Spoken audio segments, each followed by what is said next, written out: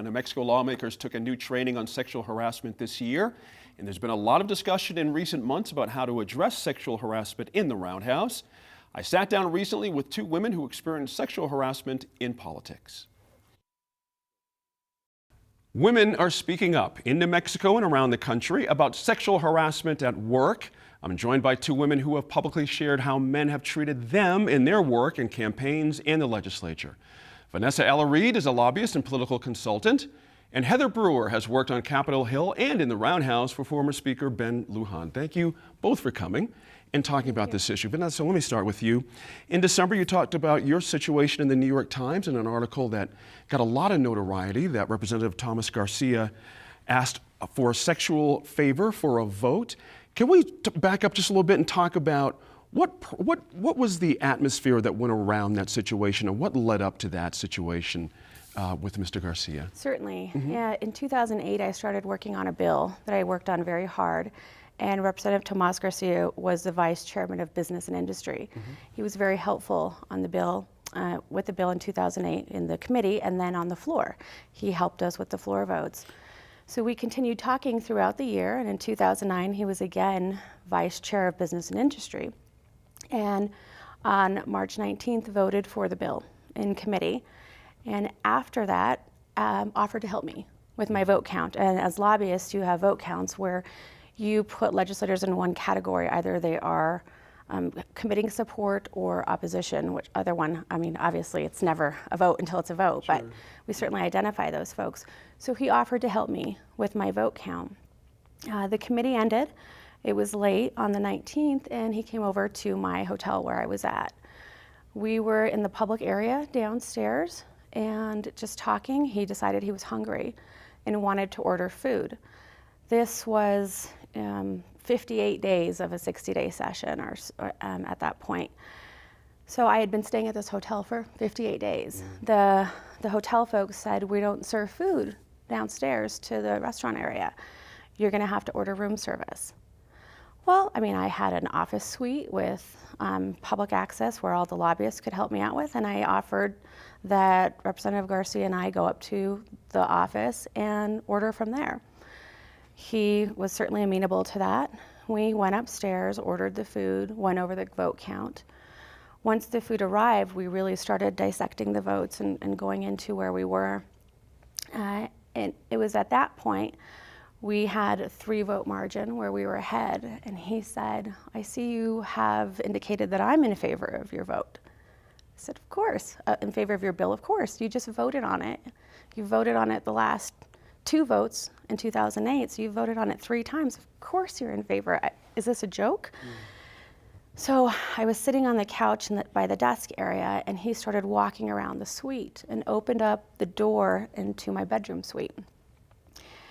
And he walked through, and I followed him, again, thinking, what do you mean? We were right by the bed, and he said, if you me, I will vote yes and whip your votes on the floor.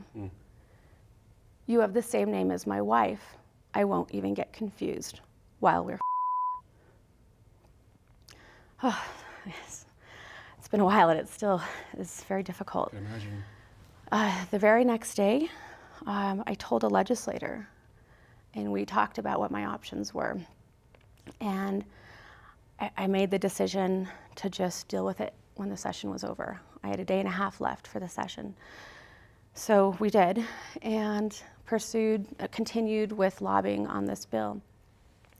The vote took place on March 20th, late in the evening. I believe it was after 11. And when the vote came up for discussion, I saw as Tomas was walking the floor, talking to some of the members that I had put in the yes column, and looking up at me, and clearly they were talking about my vote, my bill that I was working on. The floor was open for vote, final vote. He voted no. It failed on a tie vote.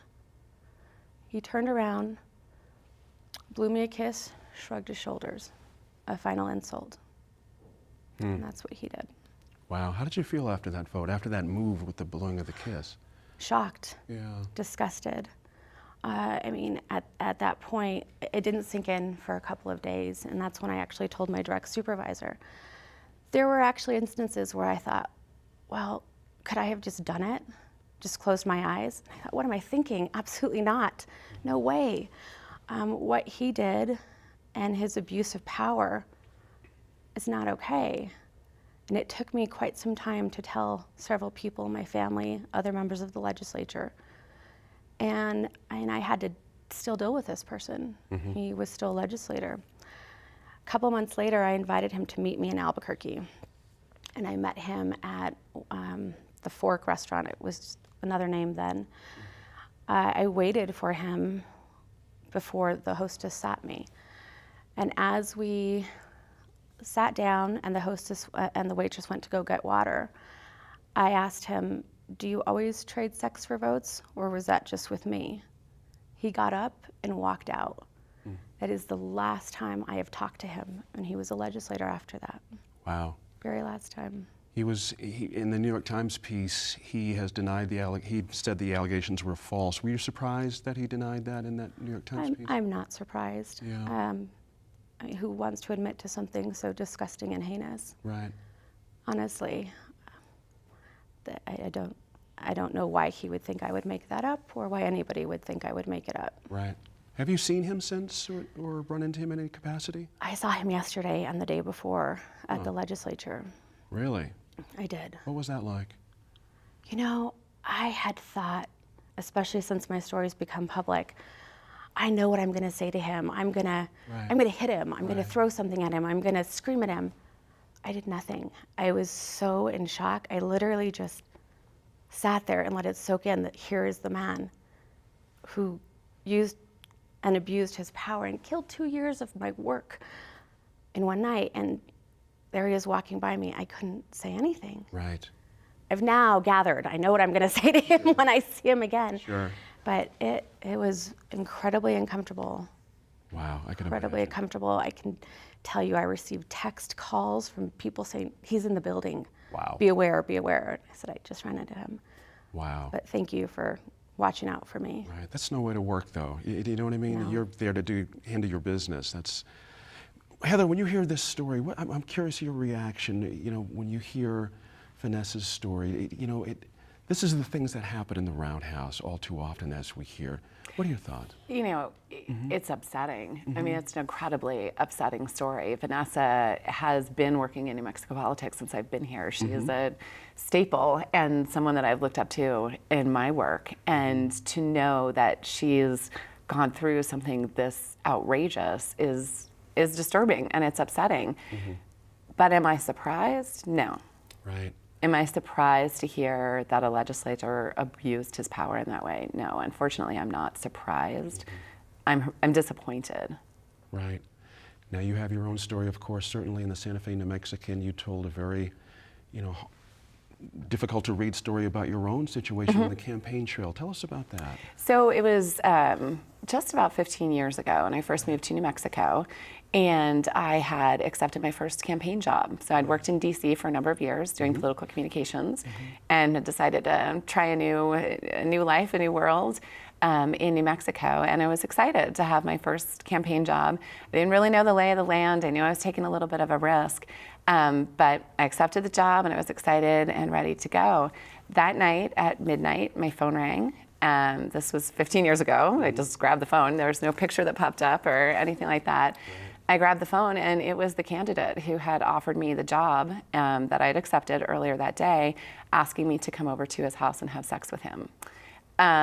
He was not as vulgar as Tomas was, but it was grossly inappropriate and out of line, and quite honestly scary. It was my first political job in New Mexico. I didn't know who the political players were. I didn't know whom to trust. I didn't know what was going on. I said no.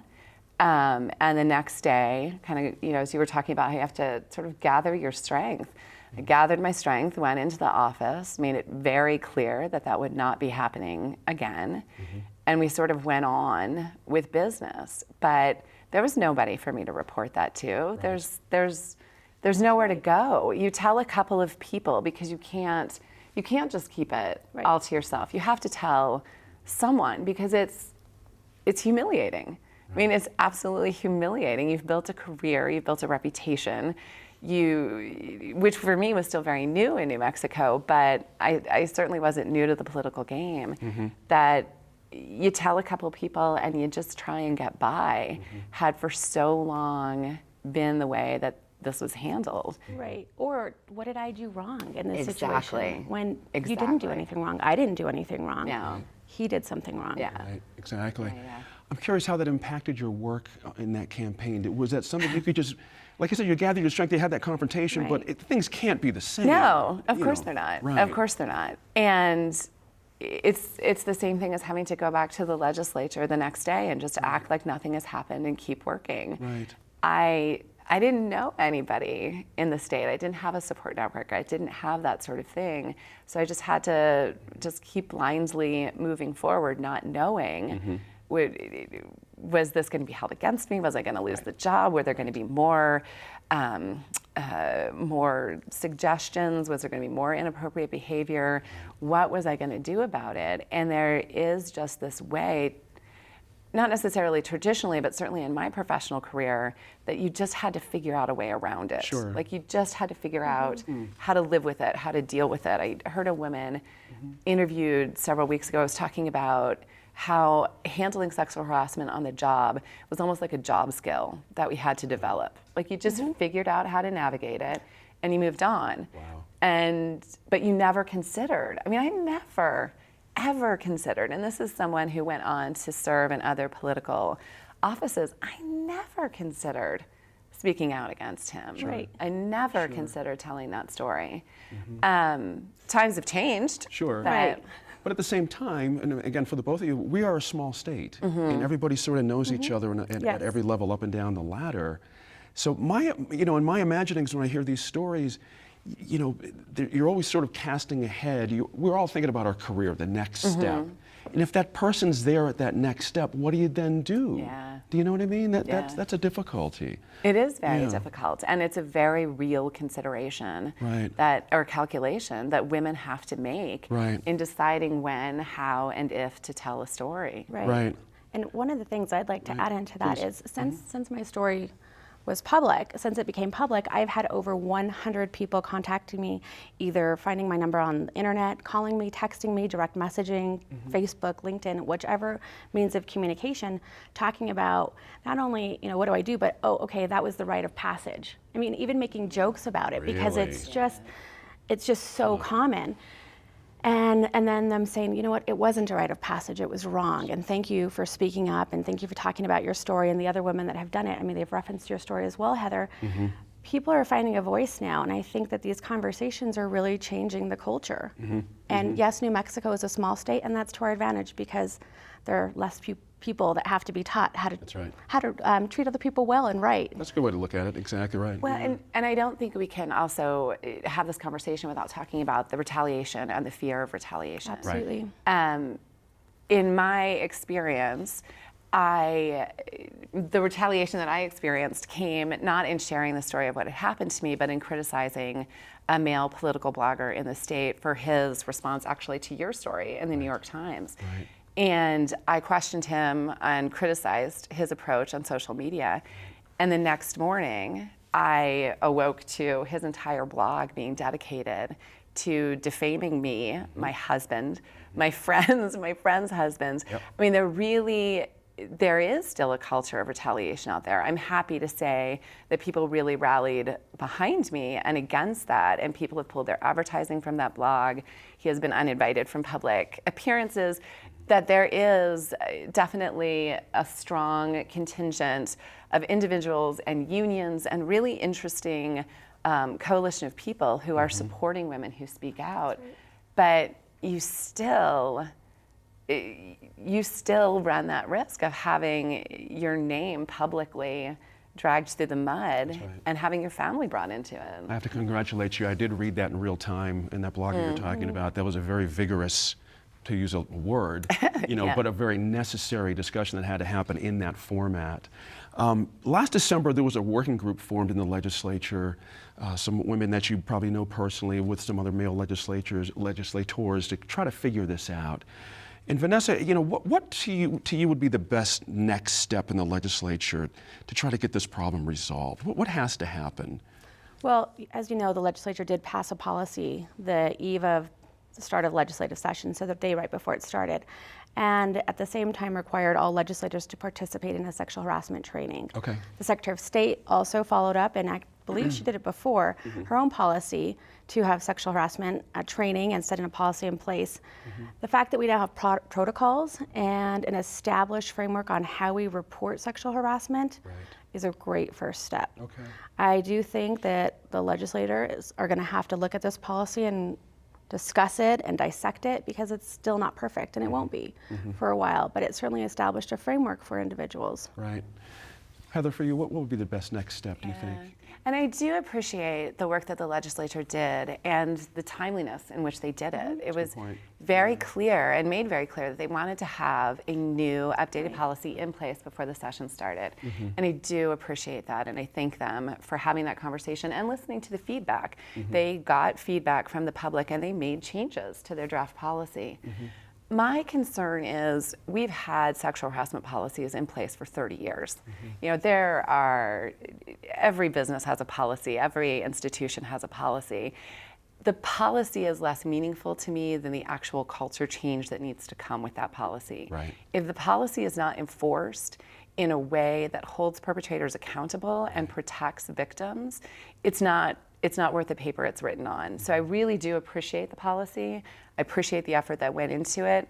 What I want to see is the real culture change that says, not only do we have a piece of paper that explains that we don't agree with this, but we're actually going to act on that. And when one of our own does something that is grossly inappropriate, he or she will be held accountable. Right. Absolutely.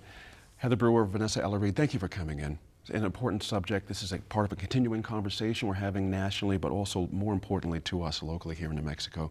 We appreciate you sharing your stories here with New Mexico in Focus. Thank you. Thank you. Absolutely. We reached out to former Representative Tomas Garcia for a statement. The full statement he provided New Mexico in Focus is online, but here's an excerpt. Quote, "Anyone who takes the time to look into the statements made by Vanessa Ella-Reid will find the truth should they choose to look at the facts, even if the events as portrayed by Vanessa Ella-Reid were factual. They fall well short of any type of sexual assault, violence, or harassment. Her own statements that continue to change based on the media outlet she discusses the allegations with show there was nothing done to meet the basic threshold of wrongdoing," end quote.